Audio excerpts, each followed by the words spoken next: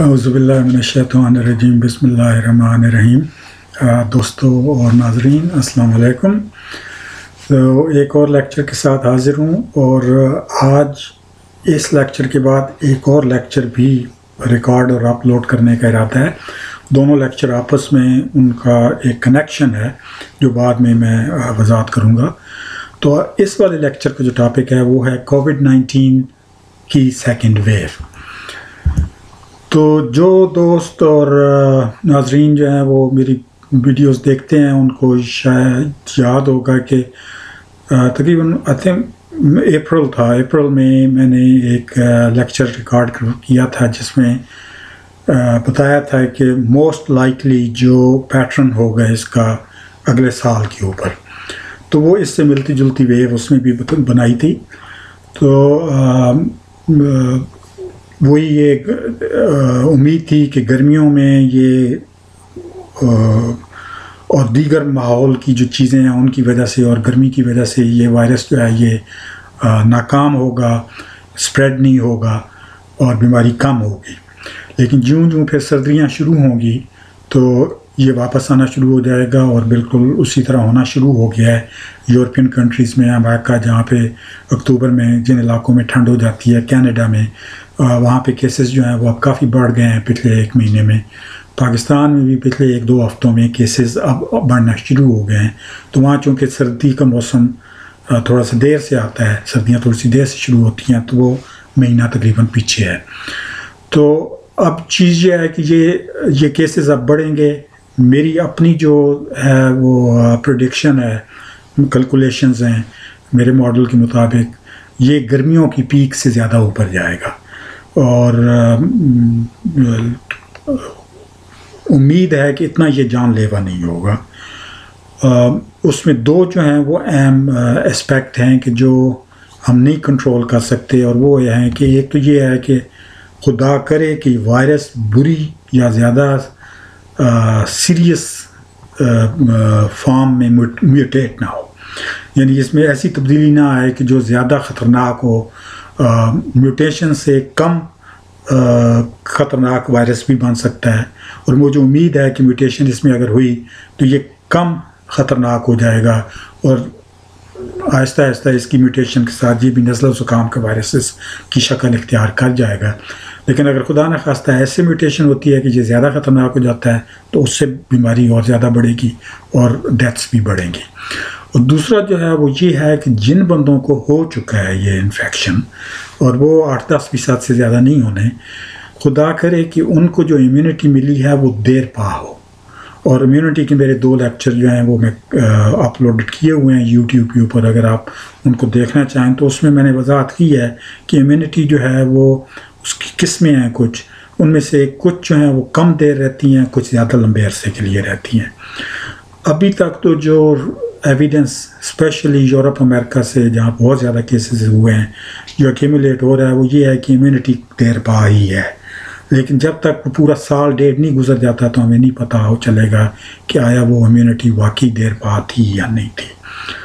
تو امید رکھتے ہیں کہ اللہ بہتر کرے گا، لیکن یہ ویو اب سیکنڈ آ چکی ہے اور یہ مزید پھیلے گی۔ اور یہ اس وائرس کا یہ جو کووڈ-19 ہے یہ کوئی انوکھا وائرس نہیں ہے۔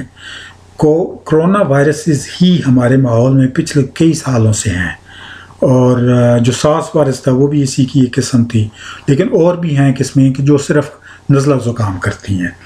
تو یہ اب اسٹڈی جو ہے یہ سویڈن سے ہے، اس میں 2010 اور 11 سے 12 اور 12 اور 13 کے درمیان کا جو ہے وہ ڈیٹا انہوں نے 3 سال کا کلیکٹ کیا ہے۔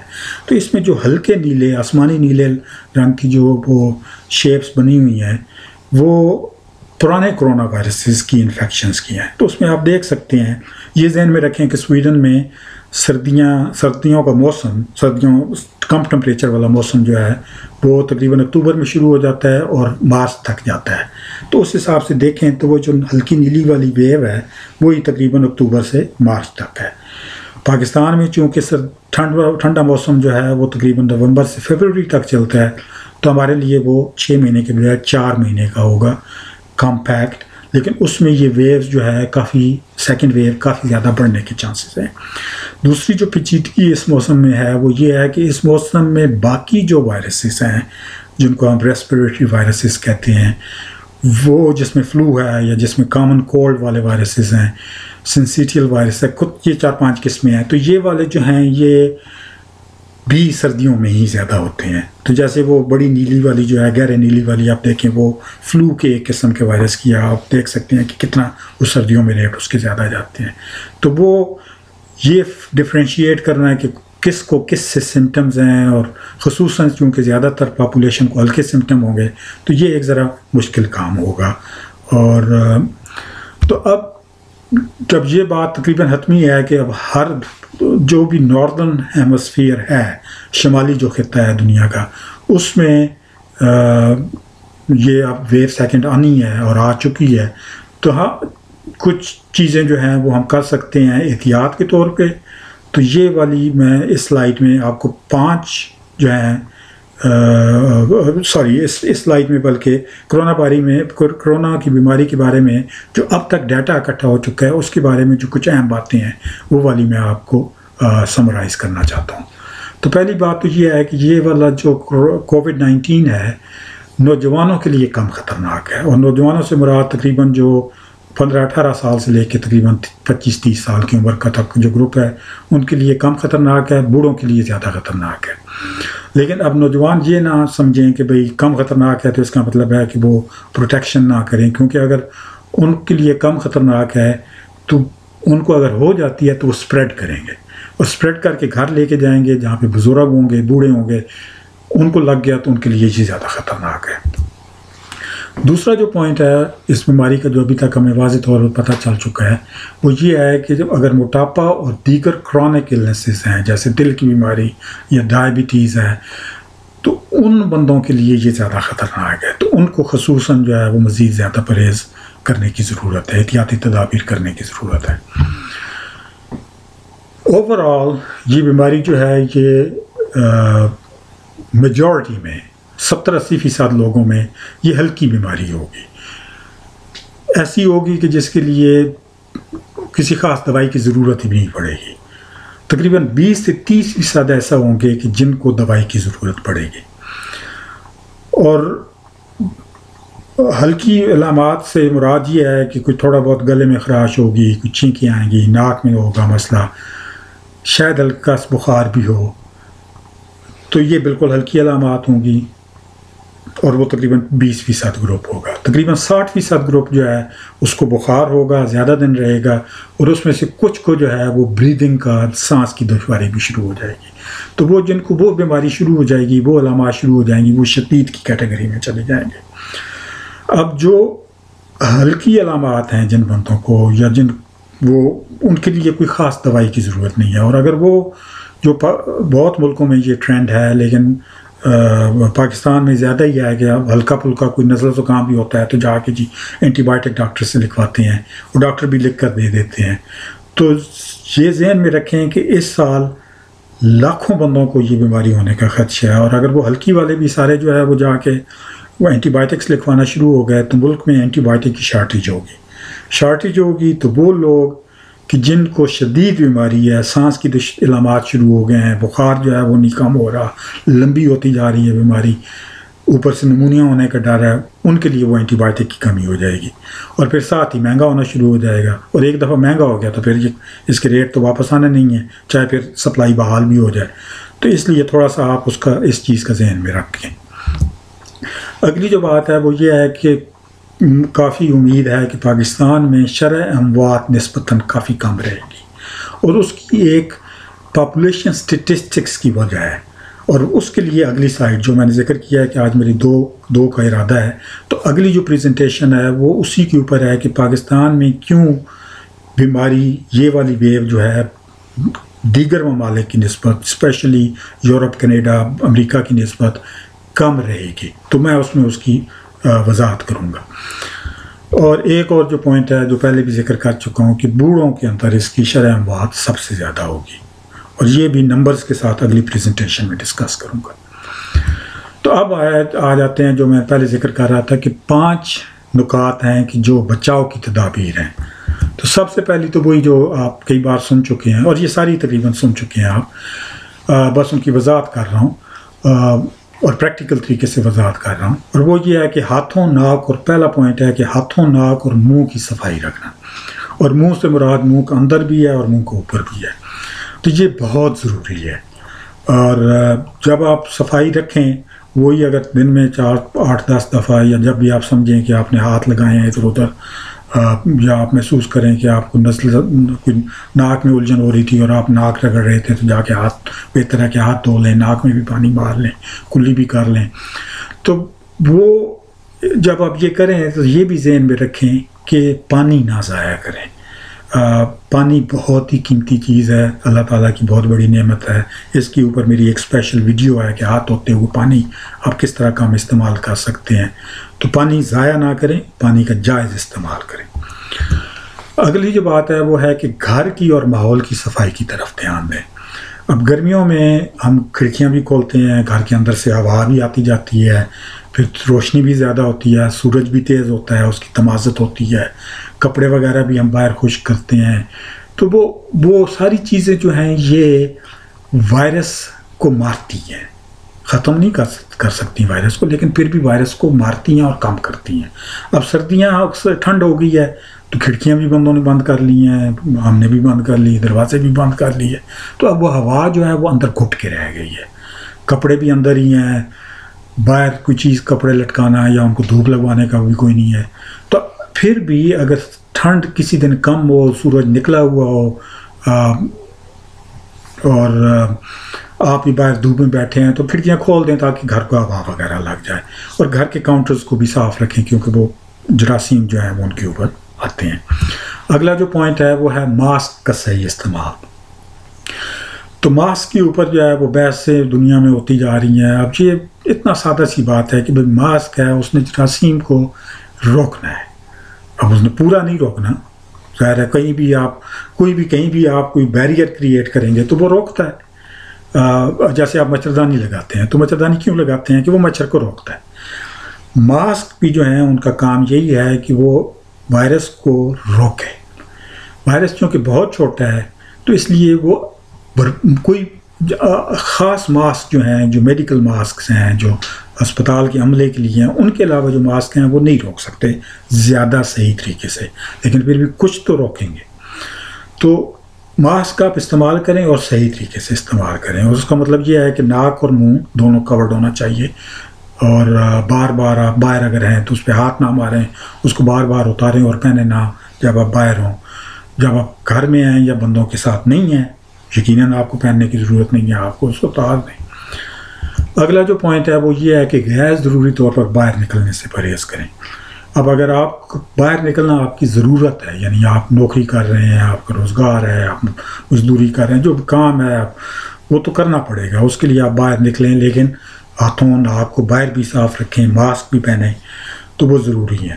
لیکن غیر ضروری طور پہ، یعنی دوست احباب کو ملنے جا رہے ہیں، جی باہر گھومنے پھرنے جا رہے ہیں، باہر کھانے پینے کے لیے جا رہے ہیں، باہر شاپنگ کے لیے جا رہے ہیں، جو کہ بار بار جا رہے ہیں شاپنگ کے لیے، اگر تو وہ ان غیر ضروری چیزوں سے پرہیز کریں.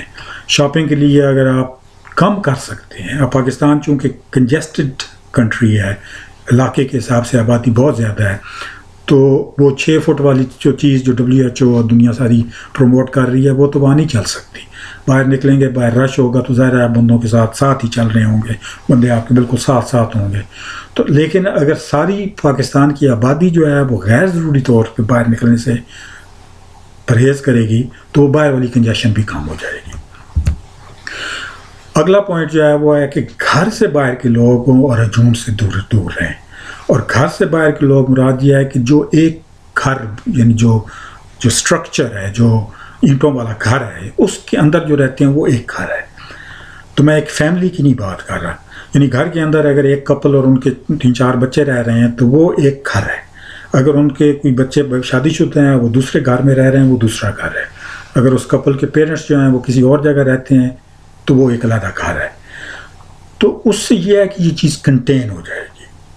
یعنی آپ جتنا باہر اپنے شک رشتہ داروں سے بھی مل رہے ہیں تو وہ پھیلنے کا ڈر ہے. اسی طریقے سے ہجوم میں جتنا آپ نکلیں گے پھیلنے کا ڈر ہے. تو یہ 5 جو ہے احتیاطی تدابیر ہیں، یہ 5 نکاتی ایجنڈا ہے میرا، اس کے اوپر آپ عمل کرنے کی کوشش کریں.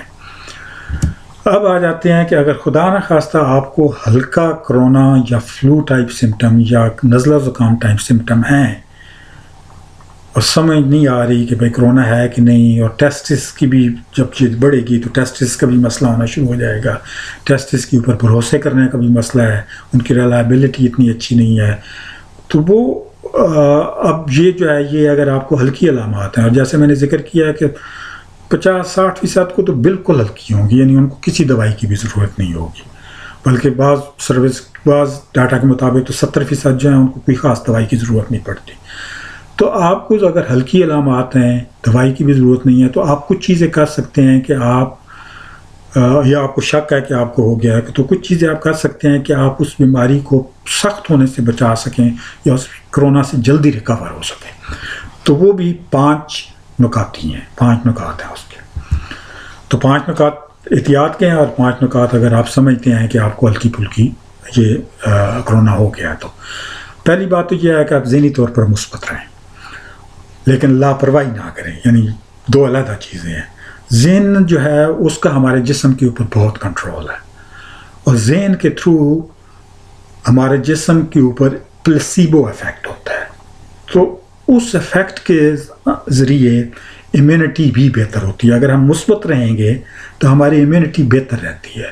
جب ہم سٹریس میں جاتے ہیں یا ڈر میں رہتے ہیں یا پریشانی میں رہتے ہیں تو ہماری امیونٹی نیچے چلی جاتی ہے. تو امیونٹی نیچے جائے گی تو ہماری انفیکشن اگر ابھی ہو رہی ہے تو اس کے پیچیدہ ہونے کے ڈر چانسز بڑھ جائیں گے. تو اس واسطے مثبت رہیں، جو بھی آپ جس طریقے سے بھی رہ سکتے ہیں کوشش کریں مثبت رہیں، مذہب کے ذریعے رہیں، اپنے آپ کو مصروف رکھ کے رہ سکتے ہیں اس میں رہیں، لیکن مثبت رہیں، مگر لاپرواہی نہ کریں. یہ مثبت میں اور لاپرواہی میں فرق ہے. اور اس سے مراد میری یہ ہے کہ آپ لاپرواہی نہ کریں کہ احتیاطی 5 تدابیر جو پچھلی سلائیڈ میں ذکر کیا ہے وہ پھر بھی آپ رکھیں. اور اس کی وجہ یہ ہے کہ آپ جو احتیاطی تدابیر ہمیں کرنی ہیں وہ صرف اپنے آپ کو بیماری سے بچانے کے لیے نہیں کرنی، بلکہ اپنے ارد گرد کے لوگوں کو بھی بیماری سے بچانے کے لیے کرنی ہے. تو اگر خدا نخواستہ آپ کو علامات ہو رہی ہیں اور آپ کہتے ہیں اب چلو بیمار تو میں ہو ہی گیا ہوں، اب ماسک پہننے کی کیا ضرورت ہے، تو ماسک کا بیسیکلی زیادہ فائدہ ہی یہی ہے کہ بھئی اگر آپ کے اندر وائرس ہے تو وہ باہر نہیں نکلے گا. آپ چھینک ماریں گے، کھانسیں گے تو وہ جو کپڑا ہے یا جو میٹیریل ہے ماسک کا وہ اس کو روکے گا. اسی طریقے سے آپ بیمار ہیں خدا نخواستہ اور آپ ہاتھ نہیں دھو رہے تو بیسیکلی آپ ساری جگہوں پہ وہ پھیلا رہے ہیں، جس کے ساتھ ہاتھ ملائیں گے اس کے ساتھ پھیلائیں گے.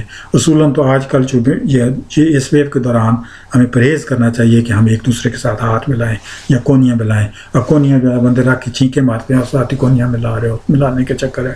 یہ سارا وہ مطلب ہے کہ اگر ہم 2 مہینے ہاتھ نہیں ملائیں گے تو کوئی وہ دنیا نہیں بدل جائے گی، لیکن ہاتھ کے ملانے سے پھیلتی ہے. تو وہ یہ احتیاطی تدابیر اگر آپ کے پاس علامات ہیں تو پھر بھی رکھنی ہے، ضروری ہے. خوراک جو ہے اس کو آپ متوازن رکھیں، اچھی انرجیٹک خوراک ہونی چاہیے اور اس میں پروٹین ہونی چاہیے. بس یہ چاہیے. یہ جی کہ فلانی چیز جی کا استعمال کرنا شروع کر دیں تو اس سے ہو جائے گا. ہاں اگر آپ کا اعتقاد ہے تو فرق پڑے گا، کیونکہ اعتقاد جیسے میں نے ذکر کیا ہے کہ اعتقاد کا ذہن کے اوپر فرق پڑتا ہے اور ذہن کے ذریعے پھر پلیسیبو افیکٹ ہوتا ہے اور اس کا امیون سسٹم کے اوپر بھی افیکٹ ہوتا ہے، اچھا افیکٹ ہوتا ہے. لیکن اوورآل وائرس کی کوئی بھی ہو، نزلہ زکام ہو، فلو ہو یا یہ کرونا وائرس ہو، ان کو فائٹ کرنے کے لیے ہمیں اچھی انرجیٹک اور پروٹین والی بیلنسڈ ڈائٹ ہمیں چاہیے ہوتی ہے. تو پروٹین میں انڈے ہیں، گوشت ہے، مچھلی ہے، دالیں جو ہیں ان میں پروٹین ہے، چنے وغیرہ جو ہیں ان میں پروٹین ہے. تو وہ پروٹین والی آپ چیزیں استعمال کریں. توانائی کے لیے جو ہے وہی گندم جو ہے، یہ کاربوہائیڈریٹس جو ہیں وہ والی آلو ہیں وہ آپ کو توانائی کے لیے ہیں. سبزیاں ضرور استعمال کریں، ان میں فائبر ہے. متوازن سبزیوں میں اور بہت سارے جو چیزیں ہیں ان میں نیوٹرینٹس ہیں، ان میں الیکٹرولائٹس ہیں، جو ان کو مائکرو نیوٹرینٹس کہتے ہیں وہ ہیں. تو اس واسطے سبزی، دالیں، گوشت، انڈا، دودھ ملا کے متوازن خوراک استعمال کریں. اگلی جو اہم بات ہے، اور وہ میں اس کا مختصر ذکر کروں گا اور ایک حوالہ بھی دوں گا، اور وہ ہے کہ ناک، گلے اور سائنسز کو صاف رکھیں۔ اگر آپ میں علامات آ رہی ہیں، آپ نے ویسے بھی ہاتھ اور ناک اور وہ صاف رکھنا ہی ہے، لیکن اگر آپ محسوس کرتے ہیں کہ آپ کو یہ کوئی وائرل انفیکشن ہو رہی ہے یا ہو چکی ہے، تو مزید زیادہ ضرورت ہے کہ آپ ناک، گلا اور سائنسز کو صاف رکھیں۔ تو اس صورت میں سادے پانی کے بجائے آپ نیم گرم پانی کے ساتھ نمک اندر ڈال کے، کیونکہ نمک جو ہے وہ جراثیم کش ہے، وائرس کش ہے، تو وہ نمک ڈال کے نیم گرم پانی کے ساتھ آپ اچھے طریقے سے گارگلز کریں، اچھے طریقے سے ناک کو صاف کریں۔ اور وہ جو میں حوالے کی بات کر رہا تھا، اس کے لیے میرے ایک عزیز دوست ہیں، ڈاکٹر عثمان نام ہے ان کا، تو وہ جو ہیں وہ اس شعبے کے اسپیشلسٹ ہیں، وہ الرجیز کے اسپیشلسٹ ہیں، اور اس طرح کی جو وائرل النسز ہے وہ اسپیشلسٹ ہیں۔ تو انہوں نے بھی ویڈیو بنائی ہوئی ہے، اور وہ 2 ویڈیوز ہیں۔ ایک یہ ہے کہ آپ نے ناک کو اور سائنسز کو کس طرح فلش کرنا ہے، اور دوسری جو ہے کہ آپ سٹیم کس طرح لے سکتے ہیں تاکہ آپ کے ناک، گلا اور سائنسز آپ کے صاف رہیں۔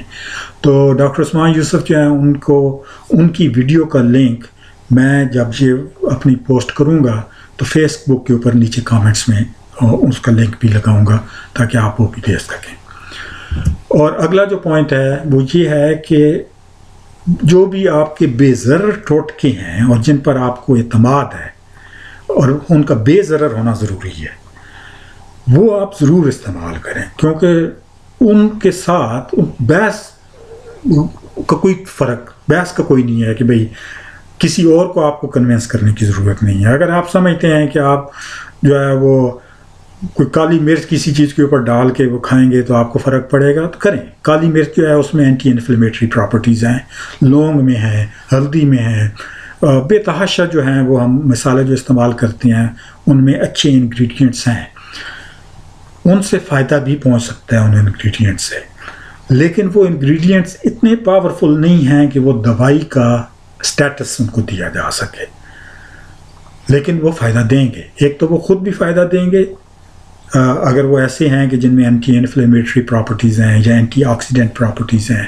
اور اس ٹاپک کے اوپر میں انشاءاللہ مستقبل میں میرا لیکچر بنانے کا ارادہ ہے، تو وہ ان کا فائدہ اپنی جگہ۔ اور ساتھ ہی جو پہلا پوائنٹ ہے کہ اگر آپ کو وہ ٹوٹکا کر کے اگر کوئی اعتقاد والی بات ہے، اگر کوئی یقین والی بات ہے، تو وہ جب آپ کریں گے تو آپ کو ایک تسلی ہوگی، اور وہ جو تسلی ہوگی وہ آپ کے امیون سسٹم کو بوسٹ کرے گی، آپ کو اندر ایک اچھا پلاسیبو ایفیکٹ کریٹ کرے گی۔